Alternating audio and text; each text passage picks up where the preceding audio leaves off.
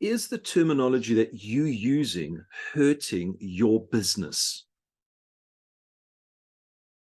Hey, welcome. My name is Stuart and welcome to The Simple Truth. This morning on Tips for Success, what I want to talk about is terminology that you're using, those acronyms, those abbreviations that could be hurting your business.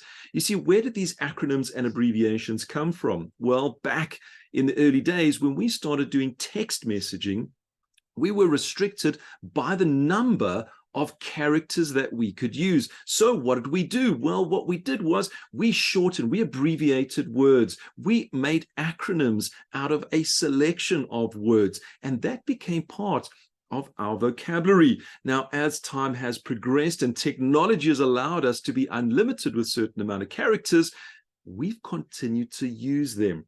Now, what that's happened is that has actually created a natural part of our culture, if you want to call it, is to create new terminology and new words that we start to build up. Now, when we start looking at acronyms that you create or acronyms that are specific to your industry, do your clients know what they actually mean?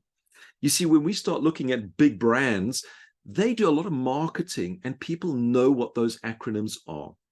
So the likes of NASA and BMW, if you take those big brands out there, people know what they are when you speak about them. But when you start talking about a CMA and you start working with shortened or abbreviated terminology, does your seller know exactly what you mean? Now, if it is lost in translation and your seller does not, this could be a reason why you're not getting those particular mandates or those listings if you're in real estate. So what do we need to do? Well, we need to make sure that when we're having conversations with both our sellers, buyers, our clients, we need to make sure that we're not just using terminology that might only be related to yourself. So just be aware of when you're having those particular conversations that you are talking the same language as your clients. And it does become quite difficult if you're speaking with your colleagues in the same abbreviated words or using those same acronyms.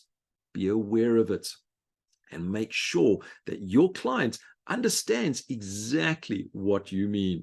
I look forward to seeing you in our next session.